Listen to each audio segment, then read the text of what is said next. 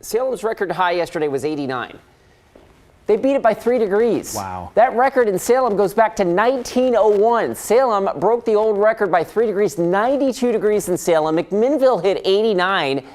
PDX hit 87. That's why, I was confident we were going to shatter that one. A couple of other locations not on this. Troutdale broke a record high as well, 87 degrees. Just unbelievable. Astoria along the North Oregon coast in mid to late October, 83 degrees. Some parts of the Oregon coast were up near 90 yesterday. That's not going to happen at the beach today because the wind will turn a little bit more onshore, but the rest of us are still going to be quite warm, which brings me to this. 80s in October. Tim mentioned this a couple of minutes ago, talking about Peabody getting ready for snow, right? Meanwhile, we just notched our 11th 80-degree day at PDX in October. The previous record was 6. We're going to more than double that because we've got one more in the forecast today and perhaps one more later this week as well. That is just some unbelievable stuff.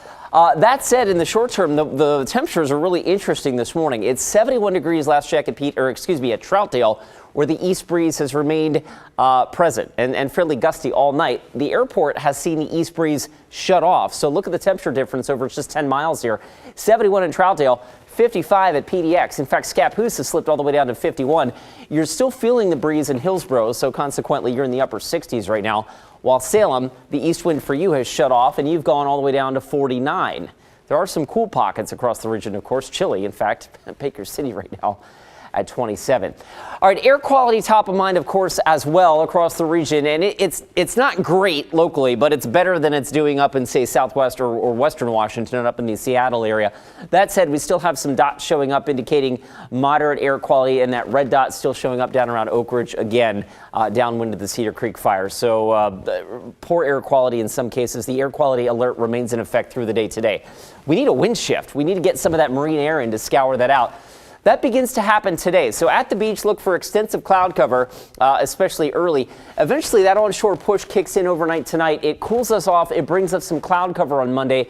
And so tomorrow will be one of those clouds to sun kind of days here in the Willamette Valley. And we will be cooler, noticeably cooler, a good 8 to 10 degrees cooler. East wind this morning through the gorge, that will slacken. And in fact, you can see the wind direction shifting to the south and west later this evening, ushering in the cooler temperatures. That said, we're still looking at record highs in the forecast today, between about 83 and 85, I think, here in Portland. In the 80s out towards the East Gorge, in the 80s across central and portions of eastern Oregon as well for one more day before we get a slight change of air mass, which will cool us off a bit, significantly actually, from Monday. 72, that's a lot cooler, right?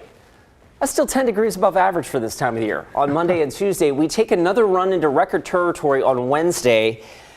And then look out.